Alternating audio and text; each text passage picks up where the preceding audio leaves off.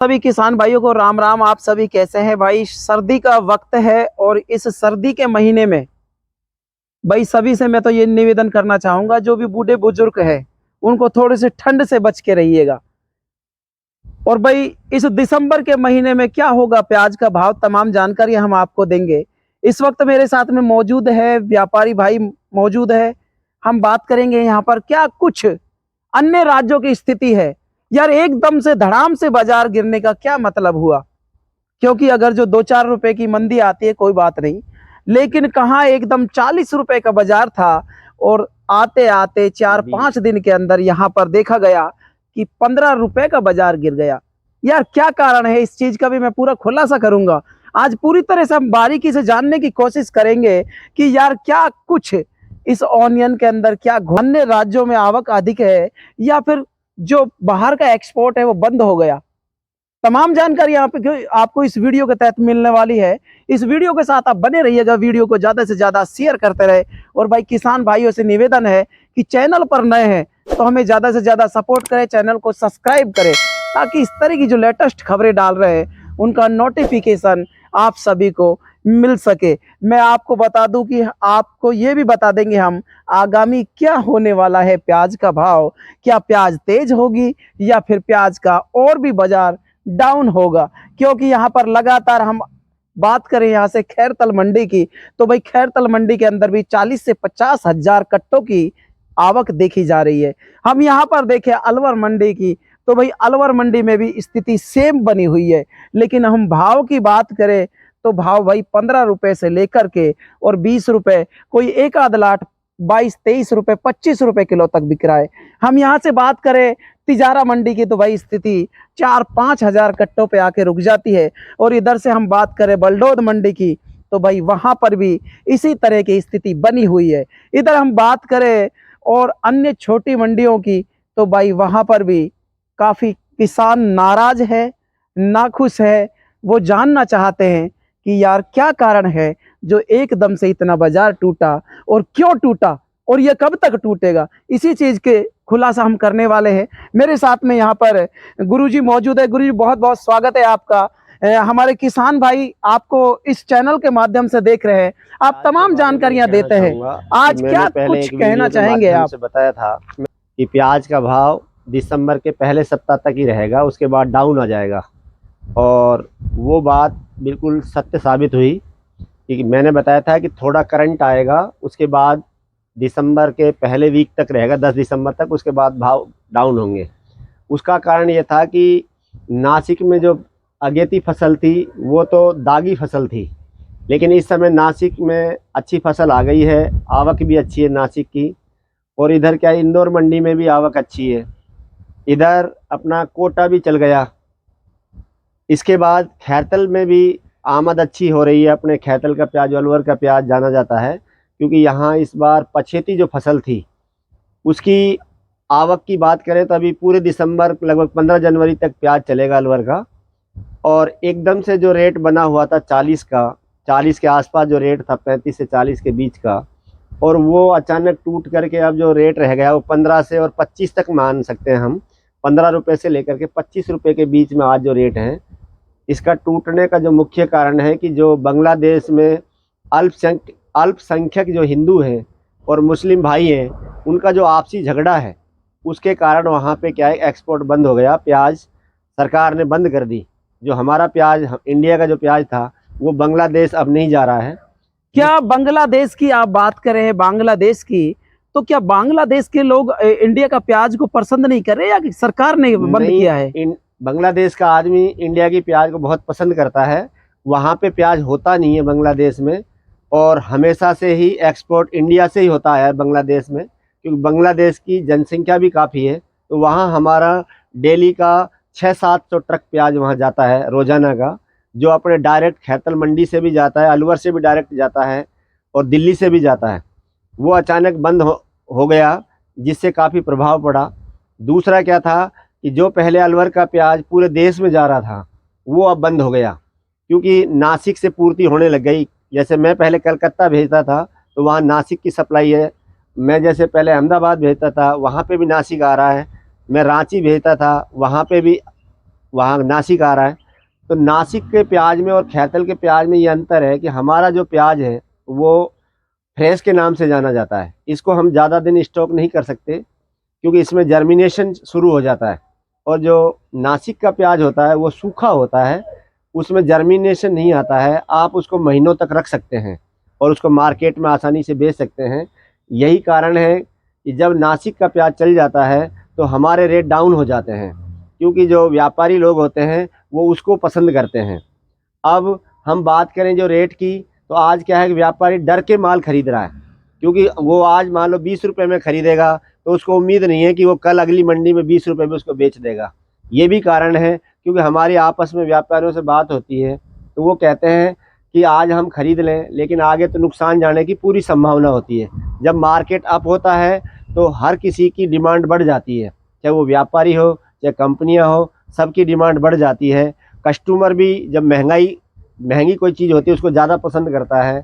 जब किसी चीज़ के भाव गिर जाते हैं, जैसे आज प्याज का रेट कम हो गया, तो इस ये क्या है कि हर कोई की डिमांड ऑटोमेटिक कम होने लग जाती है। कोई भी स्टॉक करके नहीं चलता, वो देखता है कि क्या पता प्याज और सस्ता हो जाएगा। तो अब क्या है कि प्याज की हम उम्मीद करें तो अब भाव बढ़ने वाले नहीं हैं। मैं आपसे ये कहूँगा कि भाव और घट सकते हैं, 100-200 रुपये और कम हो सकते हैं, 500 तक प्याज आ सकता है, लेकिन अब बढ़ने की उम्मीद नहीं है। बाकी पिछले 2 दिन से मैं देख रहा हूँ कि 500 से और 1000 के बीच में मार्केट रुक गया है। तो मुझे तो यही उम्मीद है कि मार्केट यहाँ बना रहेगा 500 से लेकर के 1000 रुपये मन तक। तो मेरी किसान भाइयों को ये सजेशन है कि आप अपना जो माल तैयार हो गया उसको भाव के चक्कर में नहीं रोकें, क्योंकि हम गिरते बाज़ार में जब भी प्याज तैयार हो जाता है उसको आपको मार्केट में बेच देना चाहिए, क्योंकि हम नहीं बेचेंगे तो उसमें हमारा ही नुकसान होगा। क्योंकि प्याज की कोई कमी नहीं है, अगर हम दिमाग में लगाएं कि ये प्याज अब कम हो गया इसका रेट अप हो जाएगा, नहीं होगा। क्योंकि इस समय पूरे देश में जगह जगह से प्याज आ रहा है। जब हमारा प्याज चलता है खैरतल का, तो हमारा जो प्याज चलता है वो अक्टूबर से शुरू होता है। तो अक्टूबर और नवंबर महीने में कहीं का भी प्याज नहीं आता, न इंदौर का आता है, न कर्नाटक का आता है, न ही नासिक शुरू होता है और न ही ये गुजरात शुरू होता है। तो हम अलवर वासियों के लिए एक बहुत सुनहरा मौका होता है बीच में 2 महीने का, जिसमें हमें लगभग रेट मिल जाते हैं। और जब तेज़ी होती है तो पीछे कभी भी स्टॉक नहीं होता। और यही कारण है, आप देख रहे हो कि 2-3 साल से किसान को अच्छा रेट मिल रहा है। उसका एक ही कारण है कि तेज़ी में हमेशा स्टॉक नहीं होता, मंदे में स्टॉक होता है। तो अब मैं किसान भाइयों से ये कहूँगा कि आपका जो प्याज है अगर वो खेत में तैयार हो गया है तो आप उसको उखाड़ें। अगर मैं बाहर की बात करूं तो सूखे प्याज की ज़्यादा डिमांड है। अगर आप गीला प्याज ले जाएंगे मार्केट में तो आपका 600-700 बिकेगा। अगर आप उसी प्याज को सुखा करके ले जाएंगे तो आपका आराम से 20 रुपये किलो, 800-900 रुपये तक आपका बिक जाएगा। यहाँ पर हम बात करें भाई मेवात क्षेत्र की, मेवात क्षेत्र में अभी कितना % प्याज बाकी है? हाँ, मेवात क्षेत्र की हम बात करें तो लगभग हमारे यहाँ अभी 25% प्याज बाकी है। मेवात क्षेत्र में अभी 25 से 30% प्याज बाकी है। बाकी जो इलाका है ऊपर जिसको बोलते हैं खैतल के आसपास का, जी, वहाँ पे अभी 15% है। अभी प्याज का बहुत सारा, ये समझो कि आप 15 जनवरी तक मकर संक्रांति तक हमारा जो प्याज चलेगा जो खैतल एरिया का, जी, मेवात क्षेत्र का भी 15 जनवरी तक चलेगा। कहने का मतलब आपका साफ साफ सीधा सीधा है कि भाई 30% अभी यहाँ का प्याज बाकी है। लेकिन किसानों से यही सजेशन देना चाहेंगे कि भाई जिनका प्याज तैयार होता जा रहा है वो मार्केट के अंदर उसको सुखा के लेके आए, ग्रेडिंग करके लेके आए। क्योंकि हमारे जो प्याज की स्थिति है, जैसा गुरुजी बता रहे कि भाई फ्रेश के नाम से जाना जाता है, इसमें कंडीशन ये हो जाती है जैसा आप देख रहे हैं यहाँ पर बोलते हैं जर्मिनेशन होने लग जाता है। ये वाला माल है जो स्टॉक के मतलब का नहीं रहता, इस कारण से ये। और नासिक का जो प्याज होता है इस तरह से होता है, बिल्कुल मुंह बंद होता है। इसमें अब जैसे ये प्याज है ये बंद है, ठीक है, ये प्याज तो हमारा है, लेकिन क्या है नासिक में इस तरह का प्याज आता है तो उसमें जर्मिनेशन नहीं होता। और जो यानी कि उसको 6 महीने तक अपन रोक सकते हैं। आराम से रोक सकते हो आप उसको, वो पका हुआ होता है बिल्कुल जी। और आप हमारे यहाँ क्या रेट के चक्कर में प्याज को पूरा पकड़े नहीं देते हैं। और इसको बोलते हैं हम नरा बोलते हैं, जो फालर होती है, बिल्कुल ये ज्यादा मोटा होता है तो इसका मुंह भी ज्यादा चौड़ा होता है और उसमें जर्मिनेशन 4-5 दिन बाद ही शुरू हो जाता है। शुरू हो जाता है जर्मिनेशन। लेकिन हम अन्य राज्यों की बात करें तो वहां पर भी प्रचुर मात्रा में प्याज नया आ चुका है। और भाई अभी हम एक चीज का और खुलासा करेंगे कि यहाँ पर अब लोगों ने जिन्होंने प्याज को उखाड़ दिया और जिनके पास खाली खेत है वो कण जमाने के लिए यहाँ पर किसान आतुर है, तैयार है। कोई तो भाई बीज ले गया, कोई बीज लेके जाएगा। तो उन किसानों के लिए भी मैं एक आपको एक लेटेस्ट सजेशन देना चाहूँगा। गुरुजी एक तो ये बात बताइए आप कि किसानों को किस तरह से उत्पादन करें और किस तरह से कितना साइज का प्याज होना चाहिए, एक बार ये भी बता दीजिए। हमेशा आप क्या करते हैं, किसान भाई सोचता है कि मेरा प्याज बहुत मोटा है, लेकिन जो मोटा प्याज होता है उसकी डिमांड इतनी ज़्यादा नहीं होती।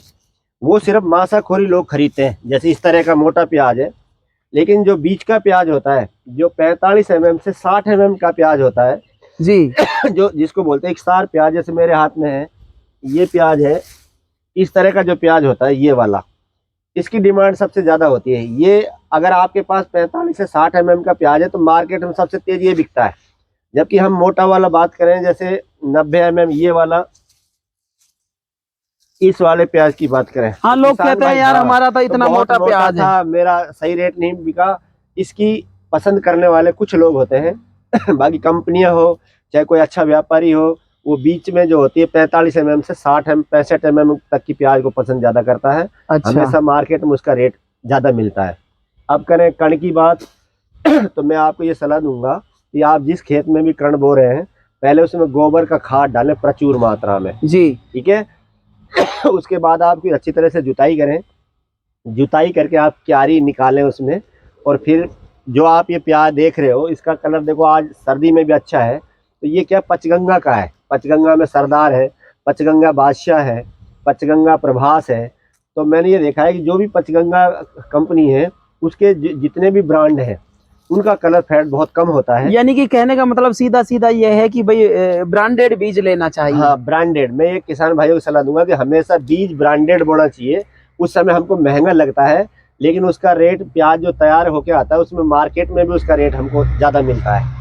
और कण के लिए सिर्फ आपको ये करना है कि उसमें गोबर का खाद ज़्यादा इस्तेमाल करें आप, बिल्कुल। तो कण होगा। दूसरा क्या है, जब आप कण डाल देते हैं तो उसमें थोड़ा सा कहीं पे आपको रेता मिल जाए, रेत मिल जाए बारीक, भूड जिसको बोलते हैं, वो थोड़ा सा ऊपर से डाल दें और फिर आप उसमें पानी दे दें। उससे क्या है कि वो रेत जो होता है ना बिल्कुल बारीक होता है, उसमें कण जल्दी निकलता है, जल्दी जमता है।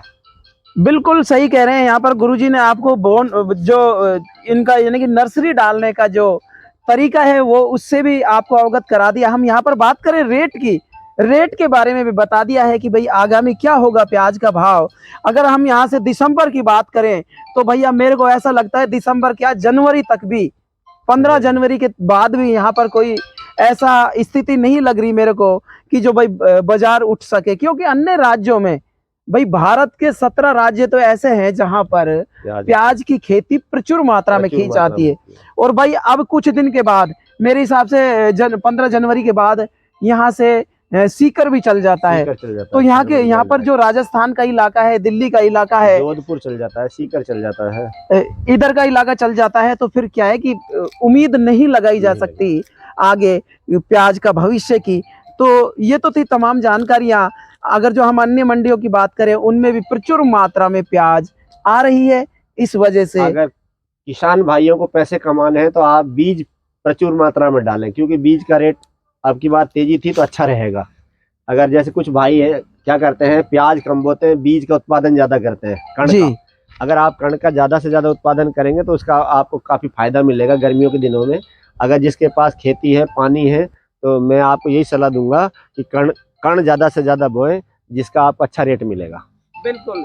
तो दोस्तों ये तो थी तमाम जानकारियां। यहाँ पर मैं आया हुआ था व्यापारी के पास, यहाँ पर हमारे गुरुजी है ये, और तमाम जानकारियां दे दी है यहाँ पर किस तरह की प्याज आपको तैयार करनी है, क्या मोटी प्याज की डिमांड होती है, क्या मीडियम साइज की प्याज की डिमांड होती है। यहाँ पर गुरुजी ने बताया कि भाई 45 mm से लेकर 65 mm तक की प्याज की बाजार के अंदर सबसे ज्यादा डिमांड होती है।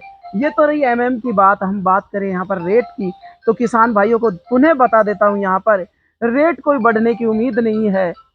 यहाँ पर यथावत रेट बने रहने की उम्मीद है। हम आपको ताज़ा जानकारी के साथ पुनः मिलते हैं, तब तक के लिए जय हिंद, वंदे जय। मातरम, जय जवान जय किसान। गुरुजी ने इतना समय दिया, इनके लिए भी बहुत बहुत धन्यवाद।